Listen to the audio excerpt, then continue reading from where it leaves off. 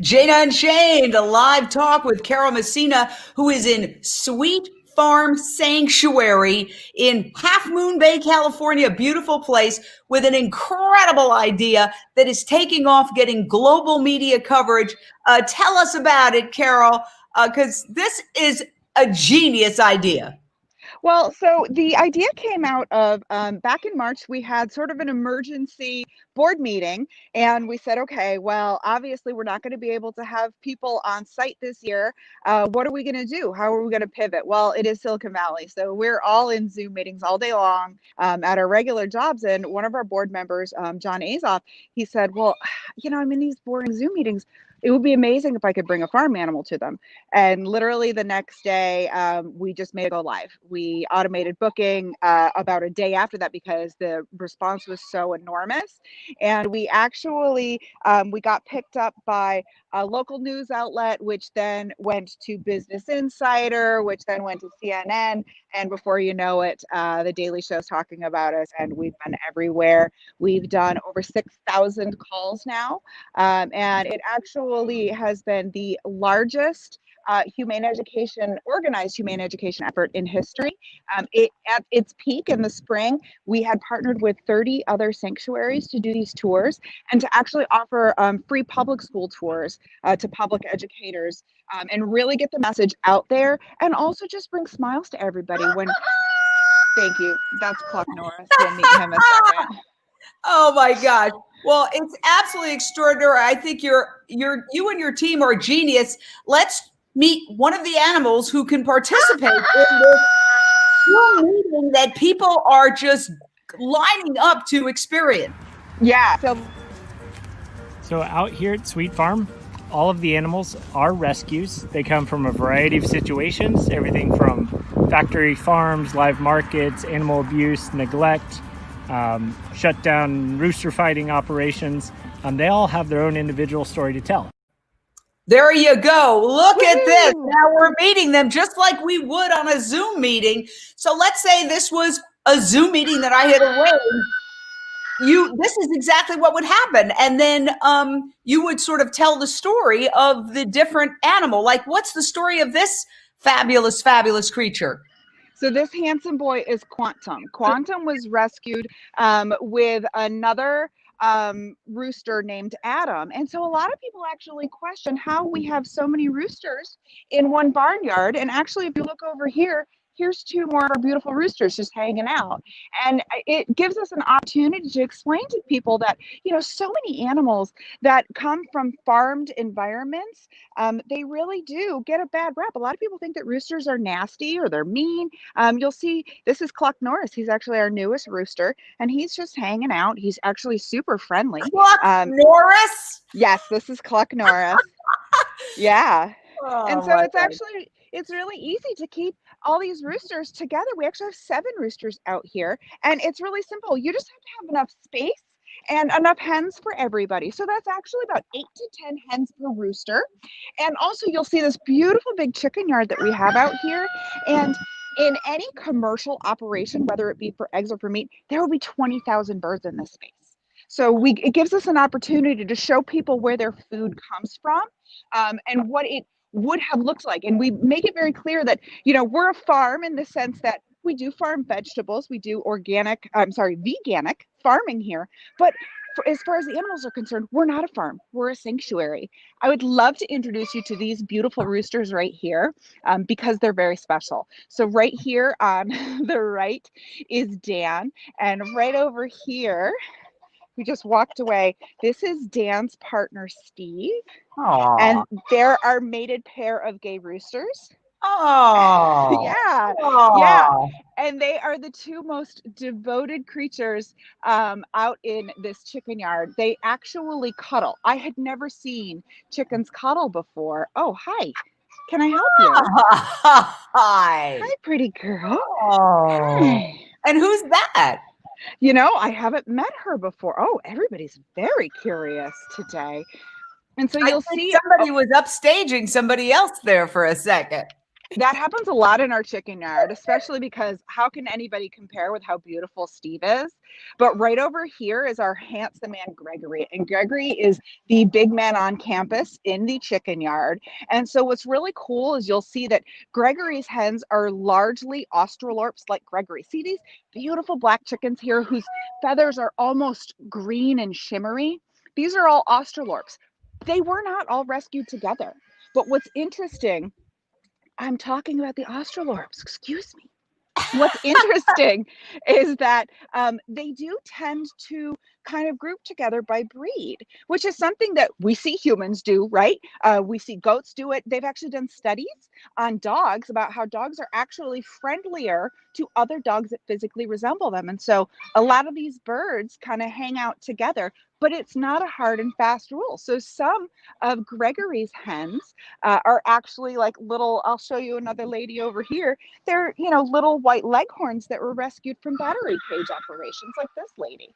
So this is so amazing. This is exactly what people who get the Zoom experience will experience themselves. And this is exposing people who may never go physically to a sanctuary, to the sanctuary experience, because I have to tell you that I've talked to some people till I'm blue in the face and they won't go plant-based. They don't want to hear it. But then in one fell swoop, they visit a sanctuary and they go vegan. Absolutely. Yeah. And the thing that's amazing about this is that people are literally paying us to tell them about this message and tell them how incredible these animals are. And we get to show not just how physically beautiful they are and show the incredible variety of the types of chickens and their personalities. We get to tell their stories. We get to tell about their relationships. We have one rooster who just recently passed who actually allowed us to rescue this roo right here. This is Cluck Norris again. But that rooster, Adam, who was rescued with Quantum, the first rooster that we met, him and his little girlfriend hen used to go on a date every single day at 2:30. And so we get to tell little stories like that that really humanize these animals. And, we get to tell them, chickens have 30 different vocalizations that scientists have translated. They speak to each other. The hens choose the rooster that they want to pair with. The rooster does a bed check to make sure that his hens are in every night. Just all these little facts that people don't understand how complex the life of a chicken is. Because to them, it's a 5-minute meal that's been alive for 12 weeks, right? And to us, they're these beautiful ladies like this right here. This is Laverne. And yes, her best friend's name is Shirley. And look at her little fluffy feet. And you get to show these people that these animals, they have lives, they have stories, they have personalities. And every single one of them is 100% unique and individual, just like your dog or your cat. Absolutely. And, we have chickens here who love to cuddle. We actually have a number of animals here that were rescued from people's yards because people get chickens and they're shocked to find out that guess what? Half of species are male. And so people will get chicks and then they're shocked to find that some of them grow up to be roosters.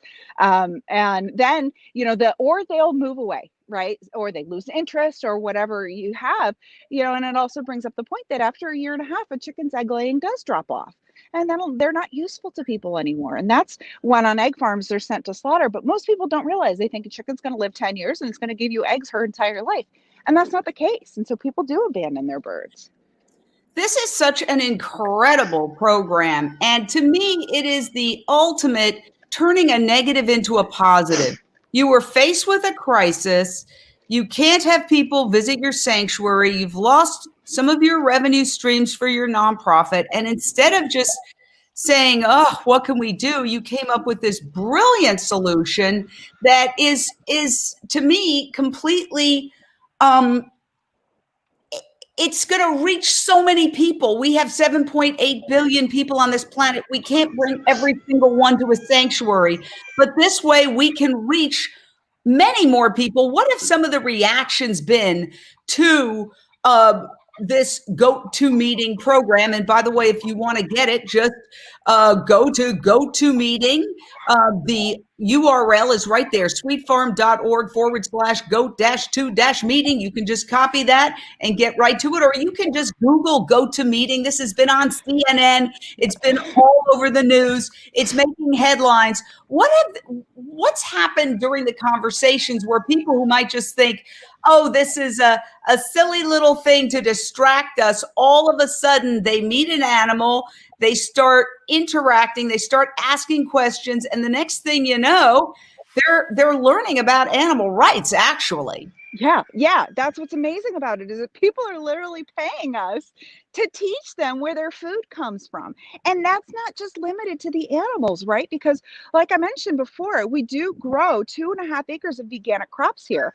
And, in order to drive any sort of systemic change, we can't just say, eat this, not that. We can't just say, try oat milk in your coffee, which, by the way, is often how I do sign off after we've met one of our rescues from the dairy system. I've got cashew milk in my coffee.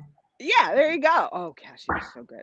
Yeah. But so, one of the things that we do talk about is, like, people also don't realize that, all of our food is grown with tons of animal products, and it's a system. It is a system, and you can't drive any changes in our food system without recognizing that our vegetables are affected by this as well, and it is all cyclical. And so we talk about that as well, and people are shocked. People are shocked to find out, their vegetables don't have nutrition in them anymore because of things like monocropping, and that slaughterhouse inputs go into growing their broccoli. Like, they're shocked. And so we do have really profound reactions from people, particularly when I start my calls with, like, a turkey sitting in my lap. People have never seen a white factory farmed turkey. People have no idea what their turkeys look like. And people really do. I had one woman on a call one time. She actually teared up because we have this one turkey who we're going to meet right now, actually. And her name is Ethel, named after my aunt. And she's our snuggle turkey. And so Ethel actually, one day she was sitting in my lap, as she does, and she actually tucked sorry, I'm going through a gate here. She actually tucked my arm under her wing the way they do with their young. And I almost started to cry. And then this woman on the call started to cry, and everybody, and then she was also crying because Ethel was her mother's name. And it was just this really incredible moment. And, she said, she's like, I don't know how I could possibly ever eat turkey again. And it's something that simple. It really does humanize these creatures and show people that these animals, they have, like you mentioned, they have their own stories. They have their own likes and dislikes. They have the same needs for love and affection that we all have. Come here, pretty girl. Hi, sweetheart. Hi, pretty girl. Oh, there she goes. Did you see her? She tucks my arm right under her wing. Hi. So this is Ethel. Hi, baby girl. And I mentioned how, you want to check that out? I know, you're such a pretty girl. So I mentioned how a lot of people will abandon animals, right? So Ethel here, she was rescued with beautiful Callum right back here. And they were actually rescued from a local high school. And they were part of the 4-H program. And a kid just lost interest in them and just left them in the schoolyard. And a teacher actually noticed this and reached out to us. He started taking care of them, and he reached out to us to see if we could rescue them. Yeah. Is that a good one right there? Oh, you like that one? Look. Oh. I know. And turkeys are so sociable. I Right. actually went to a party once, a Thanksgiving party, which, for those who don't know, is where you feed the turkeys pumpkin pie and cranberries and things that they love. And that's how you celebrate Thanksgiving, as opposed to killing a turkey to be thankful. And the turkeys were so sociable. They came right up to our table and they laughed. When we laughed, they laughed. Yeah. It was truly extraordinary. Yeah. A lot of people don't realize, unless you've lived with farmed turkeys, how intense their need for affection is. We have another board member who, I believe he said his sister has turkeys. And when she goes on vacation, when she returns, she has to go back over to her neighbor's house, because when the turkeys don't get their daily cuddles, they go over to the neighbor's house and look in their windows, and they have to bring them inside and set them in their lap while they watch TV.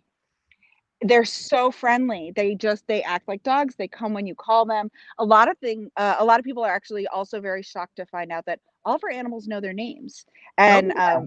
oh yeah, they will come when called if they're of the mind to do so.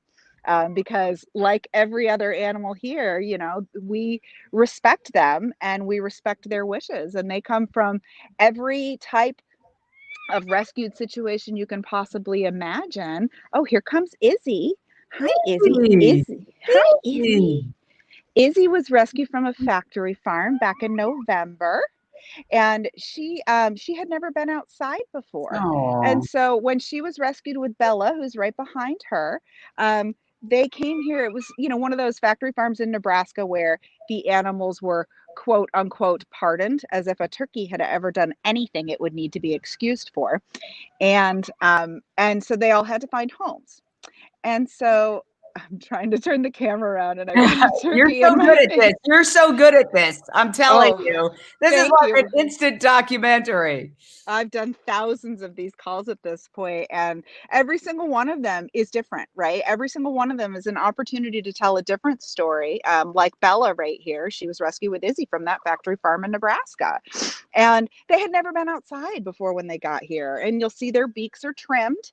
The tip of her beak is trimmed, and that's so they can, cram them They, into close trim is a quarters. nice word. They sear them off, and They it's do. so horrible. People don't know. They don't know that these animals are, it's institutionalized torture. Yeah. And this is something that people get very upset. They don't want to acknowledge that. They don't tell me, but this is the reality, and the way you can introduce this information without putting people off. What have some of the reactions been in terms of, have people come back to you saying, I'm not eating animals anymore, things of that nature? Absolutely. I've had so many people, particularly when you talk about how kind the turkeys are and how friendly and how affectionate, and they get to see their personalities, right? They get to see their little quirks. Like Fiona here, she looks like a Skeksis on Dark Crystal. She's amazing.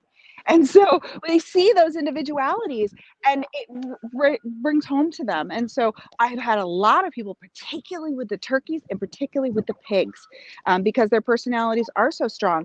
A lot of people do say, "Well, I can't have turkey for lunch anymore, or I can't have bacon," and it's really it's why I come out here every day and volunteer myself full time, because I am a volunteer. I'm not a paid employee here. I'm a board member, so I'm just a volunteer, and I volunteer all day, every day, doing this because this is what to me is going to change the world, is spreading the message of these animals. And a lot of people will ask us, well, what do you do with your eggs then? And we always say, well, a lot of them get donated to our local wildlife rescue, and they get fed to the baby animals that are being rehabilitated to be re-released into the wild. But another thing, because we are in Silicon Valley, right? We've actually partnered with a company called Clara Foods, and they are working to take chickens out of the egg industry. So they're making nature identical egg proteins through fermentation. And so we donate some of our eggs to them to compare the proteins that they're making in the lab. Because again, the only way we're going to change these things is by changing it from every single aspect. That's how we change our food system, not just by convincing people that they should be doing things differently, but by actually making those changes and taking that choice away from people and saying, well, if you could have the exact same thing, but it doesn't hurt an animal, why wouldn't you want that? Absolutely. And today, we all know that we can have hamburgers that are made out of plants that taste exactly like the real thing, because basically all of us are made of compounds, and that includes animals. And they've just replicated the compounds in plants, because essentially animals do come from plants, because look at what they're eating. The cows, and the pigs, and the chickens, they're eating plants. So this is a new world. COVID-19 is a tragedy for so many, and my heart goes out to everyone who has lost a family member, who has lost their job, lost their home. In crisis, there is also an opportunity for transformation. And let's not forget that this is a zoonotic disease, meaning it jumped from animals to humans. And so it is our abuse of animals that has put us in this predicament. in the first place. If we didn't have factory farming, we wouldn't have to destroy forests, and therefore we would leave wildlife life alone, and we wouldn't be encroaching on wildlife. And it's the over encroachment of humans to wildlife that is one of the vectors of these pandemics, these zoonotic diseases. Now, who's that? This is Sweet Pea. Now, so it's funny that you mentioned that because we actually have animals here that were rescued from live markets, just like the one that has us all locked in our houses. This beautiful lady here, this is Sweet Pea. Sweet Pea is 3 years old. She weighs 400 pounds already at 3 years old. Well, she could get up to almost 1,000. And that's because people have bred them to grow so large so fast, they don't stop. And so she, you know, when I first started volunteering here, the founders actually asked me to come and volunteer. They knew I had volunteered. I grew up in upstate New York, and so I volunteered at the original farm sanctuary in Watkins Glen. Gene Bauer is a very good friend of our farm. He comes here often when we are not in a crisis. And so they actually asked me if I would come out and help socialize these little piglets that they had rescued. And so one of the first things I did was to make sure that they were okay, the pigs, I mean, they were okay with us handling their feet, handling their hooves, handling their faces. And the reason for that is that they're going to get so large that we have to check for things like hoof cracks and arthritis. And so they have to be okay with us being able to do that. And you'll see that Sweet Pea here. She lives up to her name for sure. But you'll also see another part of their victimization from their breeding, which is sunburn. And so we do sunblock her. Yeah. And it's because pigs have been bred for 10,000 years to be our food, not our companions. And so we do sunblock her every day. Any of our pigs that are either white or hairless, we do sunblock every day. But the thing that's really sad is the two main killers of rescued pigs are arthritis, crippling pain, right, from how big they grow, or skin cancer. And that's just from breeding. But let me tell you, can you tell me a little bit and discuss a little bit the intelligence of pigs? What I have read and heard is that they are far smarter than dogs, that they have the intellectual and emotional level of toddler humans. Oh, for sure. And so, and actually Sweet Pea's story is a testament to that. And she's so muddy. Sorry, she looks a hot mess right now. But you'll see she even lets me take mud out of her eyelashes. She's super sweet. So Sweet Pea actually, she escaped with another one of our pigs here when they were tiny little piglets. They escaped from a factory farm. And they were found roaming around the woods. So somehow these little piglets survived for 3 weeks in the wilderness, in the Santa Cruz Mountains. So that right there, testament to not just their intelligence, but also their tenacity. And we know their desire to live. Exactly. Just like the rest of us. Their lives are as precious to them as ours are to us. And you'll see, we know where she came from because of these notches on her ears and because of the fact her tail is docked. So that's how we know she came from a factory farm. She would have been bacon or ham. So pigs do have the intelligence of a 3 to 4 year old child, but that means that they really have the personality of one as well. So they're super smart, but it also means that they can get distracted very easily. They can be hard to entertain. They need constant entertainment. And the reason for that is because a pig's natural instinct is to spend all day rooting in the dirt. And they take these little shovel-like noses right here. Look at this little nose. Oh my God. I know. And they turn up the dirt all day long. And you can't replicate that, right? I mean, that takes incredible mental fortitude to spend all day looking for things. I mean, that's just amazing to me. And to think these animals in factory farms never see the light of day. They're kept in giant warehouses, packed, literally packed together, because the whole idea is to fatten them up quickly, and then they're sent to slaughter at about 6 months. Right. And because they're sent to slaughter at 6 months old, if they're left to grow, they get massive. And so I mentioned she's almost 400 pounds at only 3 years old. And there's actually 5 pigs right over here. Gorgeous. Oh my gosh. They're all having their Yes. This is Piggy Smalls. And Oh, this is Piggy Sue. Piggy Sue. Oh. This is my best friend on this whole sanctuary. Hi, Mama. How are you? Oh. She's amazing. She actually takes, because her ears are so long, she will use the fence to prop her ear up to look out through the fence when she sees one of us. Oh, that's so amazing. So Oh, absolutely amazing. she's trying to, oh, she's getting set to get her belly rubbed. She's like, is So it happening? Go ahead. let me ask you a question in terms of who is availing themselves of these incredible Zoom meetings. You're in the Silicon Valley area. Are you getting influencers? I've always said, you know, the top tech people, they're very, very smart. Obviously, they should be able to get our issue. Yes. So we do, we actually have gotten calls from all over the world. So we do a lot of tech companies because we're local, right? And we all work for tech companies or have worked for tech companies in the past.